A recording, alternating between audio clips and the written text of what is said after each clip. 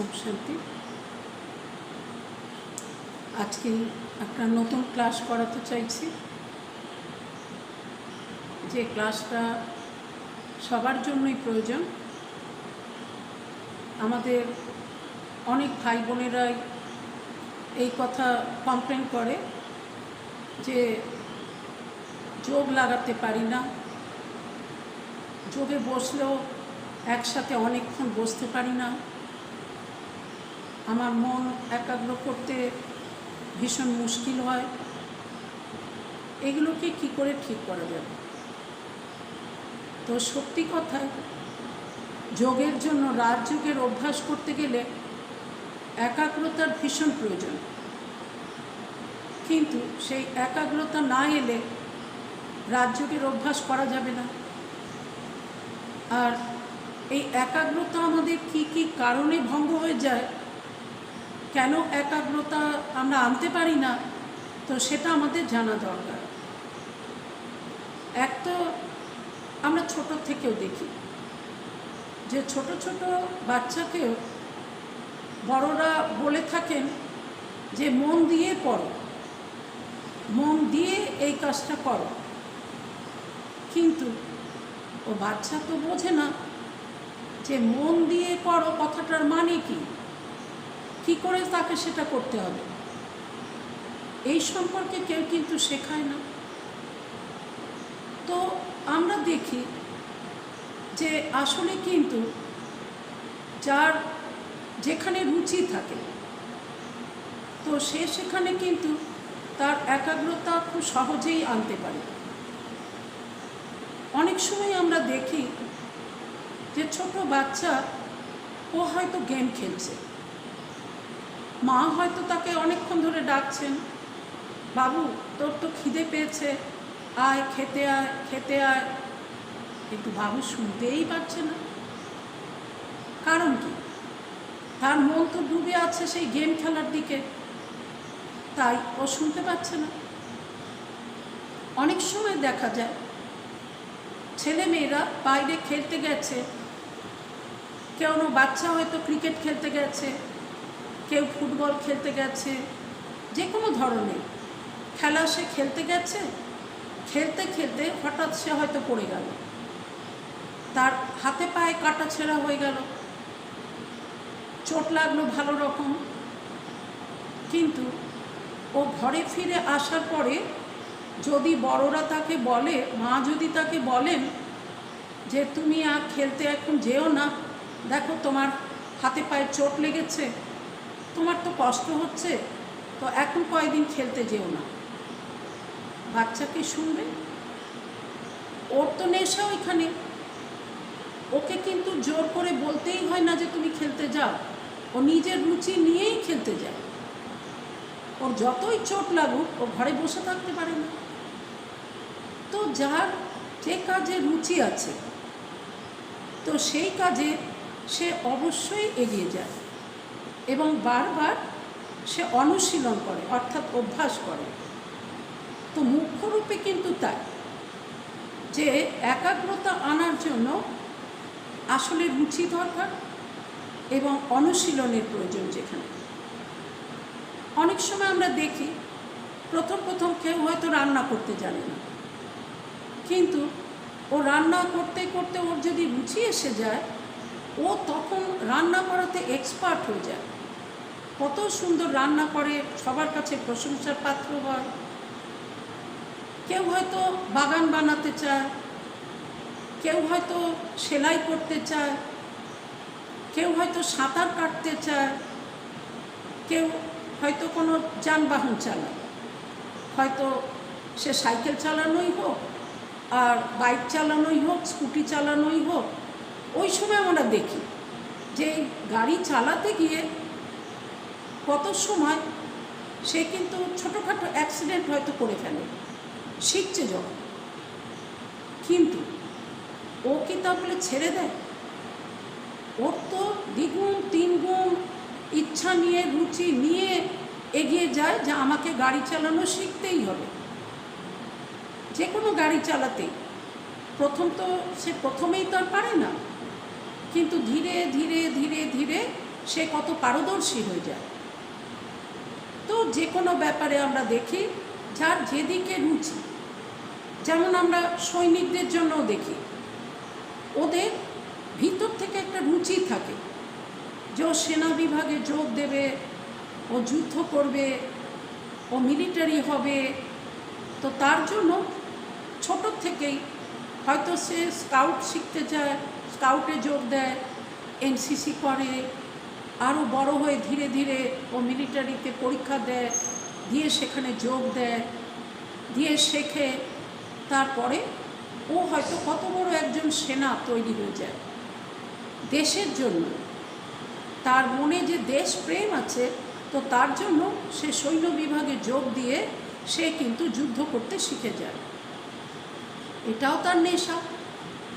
এই রকমই অনেক রকমের নেশা আছে মানুষ, যেগুলো তার রুচি নিয়ে করতে যায় এবং বারবার প্র্যাকটিস করে, বারবার প্র্যাকটিস করে। সবচেয়ে ইম্পর্টেন্ট আর একটা কথা, এটা কিন্তু আমাদের প্রত্যেকের জন্য হয়। আমরা যখন ছোট থাকি তখন আমরা হাঁটতে শিখিনি। যখন প্রথম হাঁটতে শিখি তো কতবার আমরা পড়ে যাই, কিন্তু আমি আবার উঠে দাঁড়াই, আবার পড়ে যাই, আবার উঠে দাঁড়াই, আবার চলতে চেষ্টা করি। করতে করতে করতে এক সময় দেখা যায় ওই বাচ্চায় বড় হয়ে কত দৌড়াচ্ছে, ছুটছে, কেউ কেউ ম্যারাথনে নাম দেয়। কত কিছু মানুষ এই রকম ইচ্ছে থাকলে কিন্তু করতে পারে। তো সেই জন্য আসলে দরকার রুচি এবং অনুশীলন। এখানে একটা কথা মনে পড়ে, আমরা অনেকেই জানি যে কৌরব এবং পাণ্ডবদের অস্ত্রগুরু ছিলেন দ্রোণাচার্য। দ্রোণাচার্য একবার ভাবলেন যে তার শিষ্যরা কতদূর প্র্যাকটিস করতে পেরেছে, কতটা পারদর্শী হয়েছে, তার পরীক্ষা নেওয়া যাবে। তো তিনি একদিন কৌরব এবং পাণ্ডবদের সবাইকে ডাকলেন যে এসো, আজ তোমাদের পরীক্ষা নেওয়া হবে কে তোমরা কতটা পারদর্শী। কিন্তু তিনি আগে দেখবেন যে ও পারবে কিনা, সেই বুঝে তিনি চান্স দেবেন তাকে। তো তিনি যুধিষ্ঠিরকে ডাকলেন। যুধিষ্ঠিরকে বললেন যে যুধিষ্ঠির, দেখো গাছের উপরে একটা পাখি রাখা আছে, তুমি দেখতে পাচ্ছ? তো বললেন হ্যাঁ। তাহলে তুমি আর কি দেখছো? তাহলে আমি আমার গুরুকে দেখতে পাচ্ছি। তো বললেন ঠিক আছে, তোমার পরীক্ষা পরে হবে, তুমি যাও। এরকমভাবে তিনি ভীমকে ডাকলেন, দুর্যোধনকে ডাকলেন, এক এক করে অনেককেই ডাকলেন। কিন্তু এরা অনেকেই এরকম জবাব দিতে থাকলো যে আমরা ভাইদেরকে দেখছি, গুরুজিকে দেখছি, প্রকৃতির অনেক গাছপালা দেখছি, পাখিও দেখছি।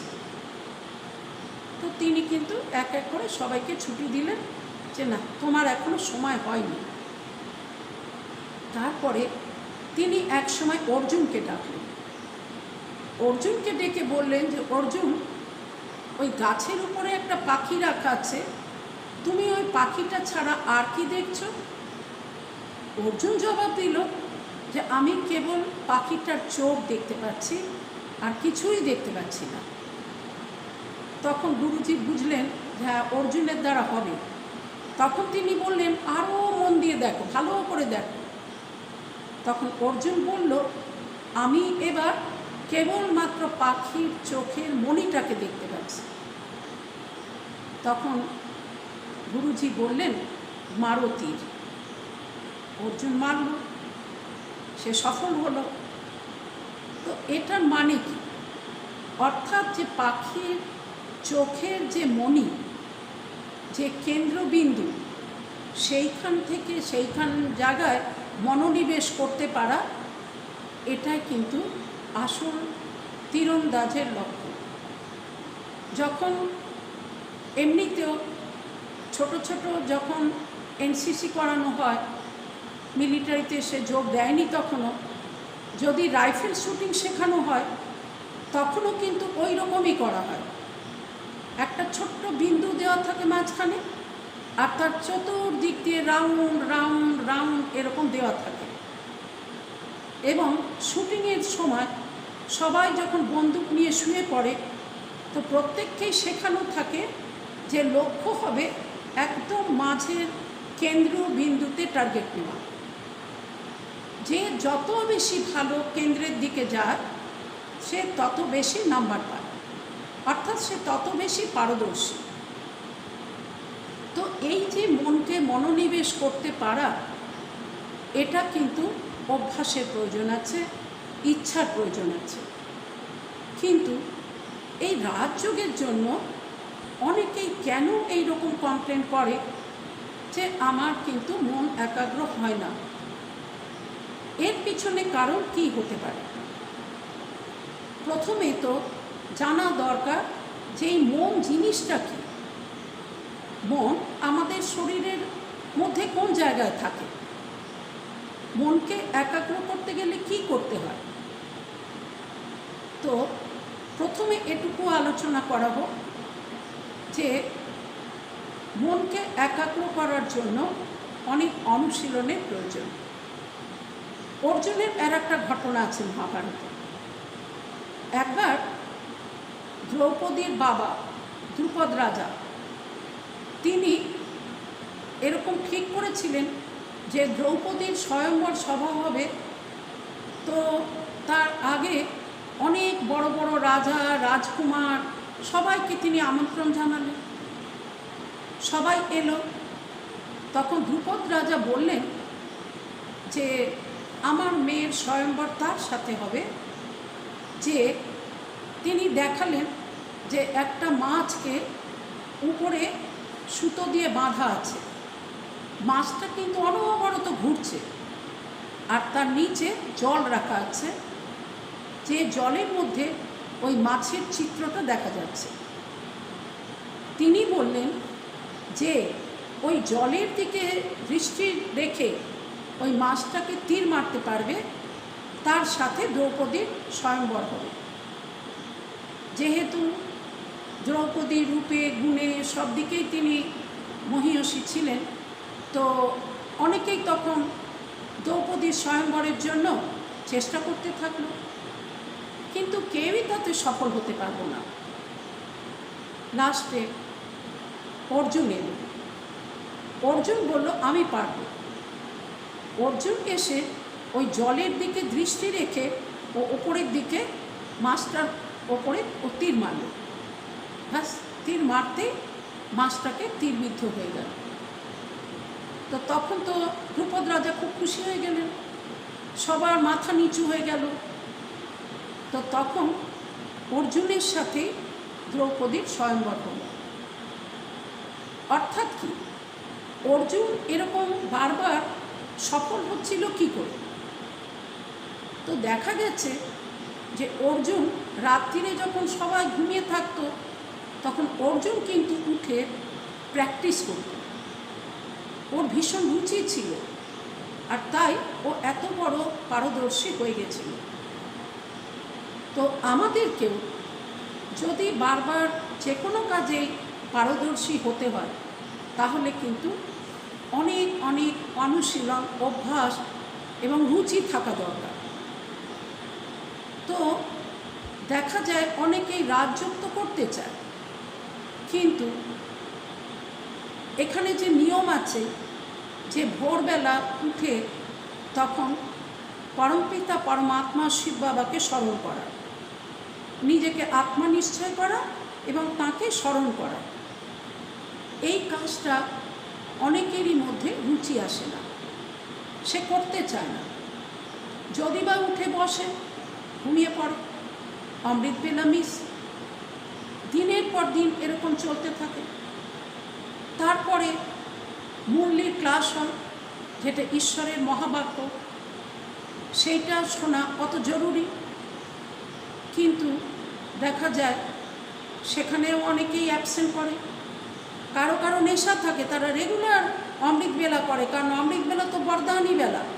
ঈশ্বর এই সময় বরদান দিতে আসেন, স্পেশাল বরদান তিনি দিতে আসেন। তো অমৃত বেলাও কেউ কেউ ভালোভাবে করে, মুরলির ক্লাস রেগুলার করে, আর কেউ কেউ তো এগুলোর দিকে এত তার দৃষ্টি থাকে না, তার নজর থাকে না, মিস করে, মনে করে ঠিক আছে আজ হয়নি কাল হবে, আবার পরের দিন ভাবে আজ হলো না কাল হবে, এরকম করতে করতে হয়তো কখনো কখনো করে, কখনো হয়তো একদম করে না। তো এর কারণে তার মনের যে একাগ্রতা ওটা আসে না। তারপরে দেখা যায় সারা দিনের যে জীবন তালিকা, তাতে দেখা যায় চলতে চলতে এমন এমন ব্যক্তির সাথে সঙ্গ করা হলো, যে ব্যক্তির কথা অনেকে কিন্তু জানে যে ওর চালচলন ঠিক না, কিন্তু ও হয়তো বেশ হাসি মজা করে, ও হয়তো খুব খেলাধুলায় ভালো, ও অনেক কিছুতে হয়তো ভালো, কিন্তু তার চলন কিন্তু ঠিক না।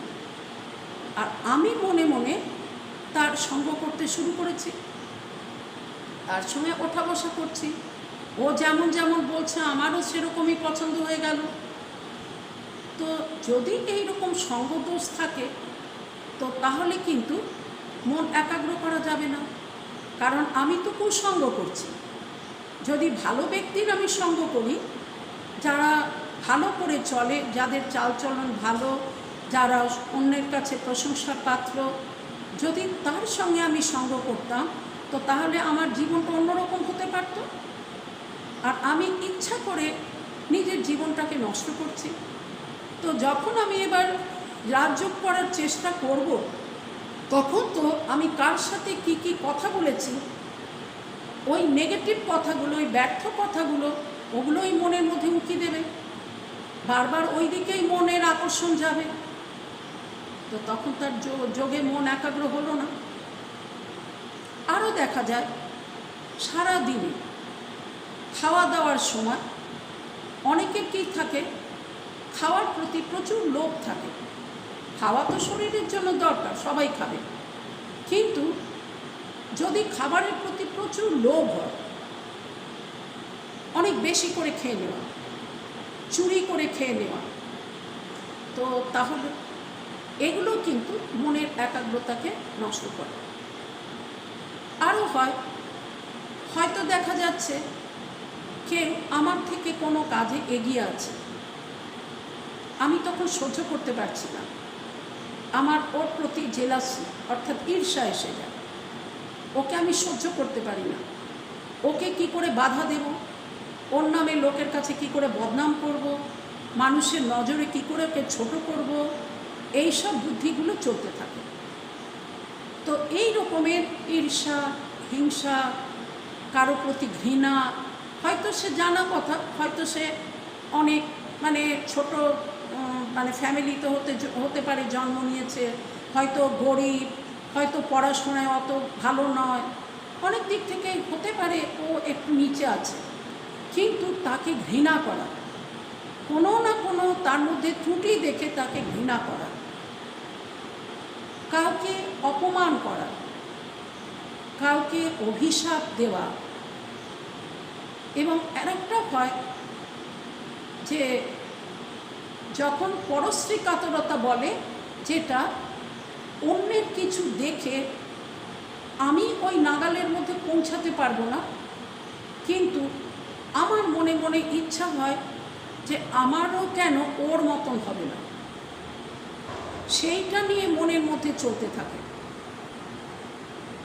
তো এর কারণেও তখন কিন্তু তার মন একাগ্র হয় না। দীর্ঘসূত্রতা, কেউ কেউ চটপট করে কোনো কাজ করা এটা করতে পারে না, খুব স্লো চলে, ধীরে সুস্থে কাজ করে, নড়াচড়া করে, সব খুব ধীরে ধীরে করে। তো এগুলো কিন্তু তার মনকে কমজোর করে রাখে। এই জন্য এগুলোকে গীতায় কিন্তু অনেকগুলো বলা হয়েছে যে দেবতাদের গুণ কী কী আর অসুরদের গুণ কী কী, কোনগুলো আমাদের গ্রহণ করা উচিত, কোনগুলো আমাদের ত্যাগ করা উচিত। এ তো বলতে গেলে এখন অনেক লম্বা হয়ে যাবে, তো পার্ট বাই পার্ট শোনাতে হবে।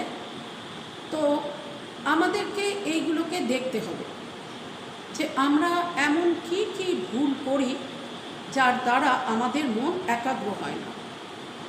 কাউকে হয়তো দুঃখ দেওয়া হয়, তো শিব বাবা কিন্তু অনেকবার বলেন যে কাউকে দুঃখ দেওয়া আর কাউকে কারো কাছ থেকে দুঃখ নেওয়া, এগুলো কিন্তু তার মনকে খুব দুর্বল করে দেয়।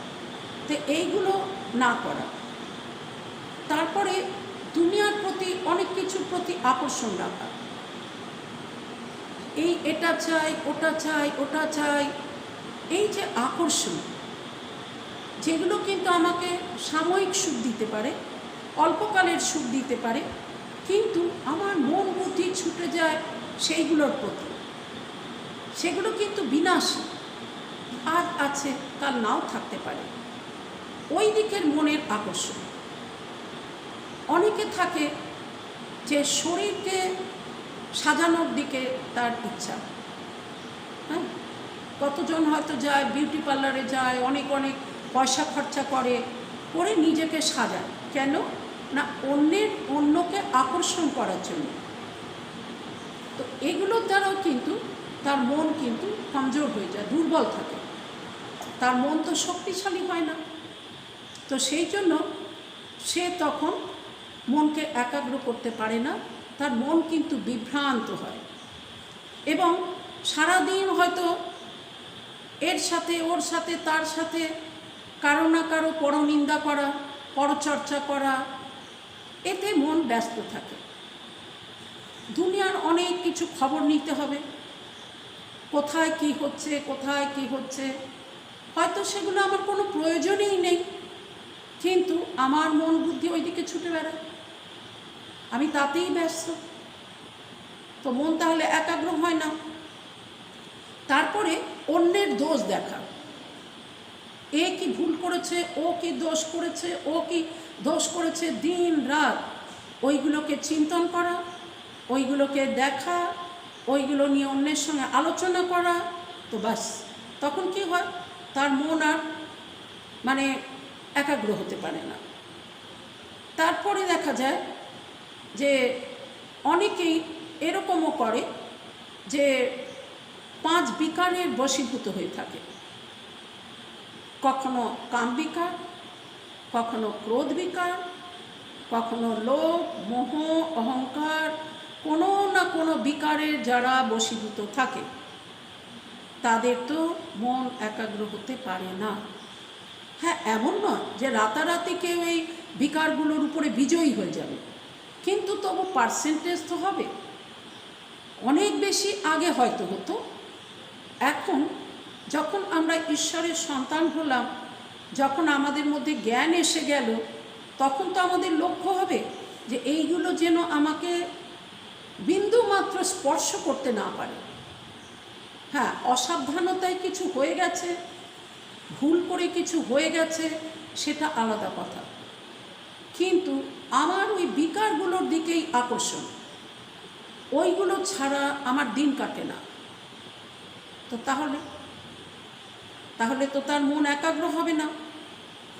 তারপরে দেখা যায় অনেকেই থাকে সঠিক সময় ঘুম থেকে উঠতে পারে না, সঠিক সময় খাওয়া দাওয়া করে না, সঠিক সময় শুতে যায় না।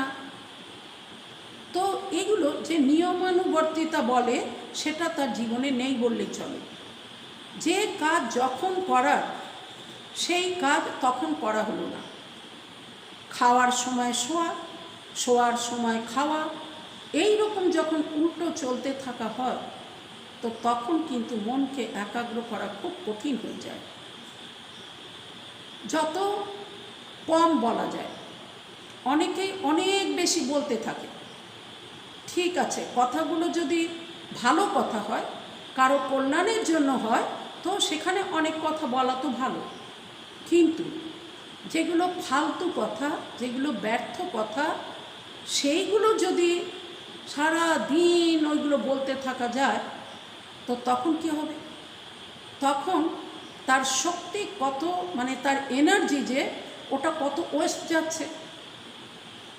যখনই আমরা কোনো একটা শক্তিকে বারবার ইউজ করতে থাকি, তো তখন তো ওই শক্তিটা আস্তে আস্তে কমতে থাকে। তো আমিও যখন বারবার সারা দিন অনেক অনেক ব্যর্থ কথা, সাধারণ কথা, এতেই নিজেকে ব্যস্ত রাখলাম, তো তখন কি হবে? তখন আমার যে এনার্জি, আমার যে শক্তি, ওটা নষ্ট হয়ে গেল। এরপরে যখন আমি হয়তো রাজযোগের অভ্যাস করতে বসলাম, তো এক তো মন চঞ্চল হবে, কারণ সারাদিন আমার মন তো অনেক জায়গায় বিভ্রান্ত ছিল, তো সেইখানে মন ঘুরতে থাকবে, মন একাগ্র হবে না। যদি বা সে জোর করে একাগ্র করতে চায়, তখন হয়তো দেখা যাবে সে ঘুমিয়ে পড়ছে, কারণ তার মনে তো শক্তি নেই যে মনকে একাগ্র করবে। আরও দেখা যায় অনেকে অতীতের কোনো কথা নিয়ে, অতীতে হয়তো তার জীবনে কোনো দুঃখ, কোনো হতাশা, নিরাশা, শোক, এরকম কিছু ঘটে গেছে, কিন্তু সেইগুলো সে ভুলতে পারেনি। এখনও ওইগুলো নিয়ে সে চিন্তা করে, অন্যের কাছে সেই কথাগুলোই শোনায়। তো এই যে দুঃখী মন, এই যে অতীতের কথা মনকে মনে ধরে রাখা, এতেও কি হয়, তার মনের একাগ্রতা নষ্ট হয়। অনেকে ভবিষ্যৎ নিয়ে আতঙ্কিত থাকে, কি জানি আমার কি হবে, যদি এরকম হয়, যদি ওরকম হয়। এই যে ভবিষ্যৎ নিয়ে ভয়, আতঙ্ক, এটাও কিন্তু মনকে একাগ্র হতে দেয় না, মনের শক্তিকে নষ্ট করে দেয়। তো এবং শিব বাবা আমাদের জন্য যে মত দিয়েছেন, যাকে শ্রীমত বলা হয়, যদি সেই শ্রীমতকে কেউ ঠিক ঠিক করে পালন করে চলে, তো ওর তাহলে কাছে কিন্তু অনেক শক্তি জমা হয়। এবং যদি সে পালন না করে, ডোন্ট কেয়ার করে, বড়দের কথাও শুনবো না, ঈশ্বরের কথাও শুনবো না, তো এরকম করে যদি সে চলে, তো তখন কিন্তু তার মন একাগ্র হয় না। এই রকমের অনেক কথা আছে, যেগুলোকে যদি আমরা চিন্তা করে দেখি, যে এই সব কারণে কিন্তু আমাদের মনোযোগ, মনস্থির এগুলো হয় না। তো একটা ব্যাপার আজকে এখানেই আমি কমপ্লিট করছি, শেষ করছি, এই নিয়ে আবার এরপরে আলোচনা করব। একটা কথা কিন্তু আমাদেরকে জানতে হবে, যে এই মন জিনিসটা কি, যেটা একটু আগেও বললাম। আমাদেরকে জানতে হবে যে লৌকিক দুনিয়ার যা কিছু আমরা করি, তো সেটা কিন্তু আমাদের সচেতন মন দিয়ে আমরা কাজ করি। আর আমরা যখন রাজযোগের অভ্যাস করি, মনকে একাগ্র করতে চাই, তো তখন কিন্তু আমাদের অবচেতন মন কাজ করে। স্থূলের জন্য কনসিয়াস মাইন্ড, আর রাজযোগের জন্য সাবকনসিয়াস মাইন্ড, অবচেতন মনের কাজ হয়। এইগুলো কোনটা কাকে বলে, এবং কি করে আমরা সেই অবচেতন মনকে স্ট্রং করব, এগুলো কিন্তু আমাদের জানা দরকার।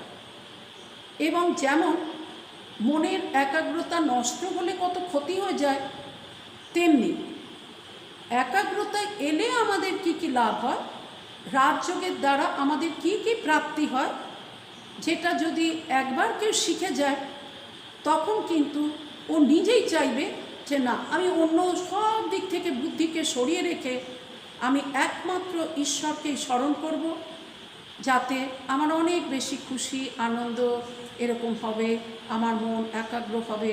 আর তারপরে সে অভ্যাস করতে করতে যত বেশি প্রাপ্তির অনুভব করবে, ততই তার আরও নেশা চলে যাবে। আজকে এখানেই শেষ করছি। ওম শান্তি।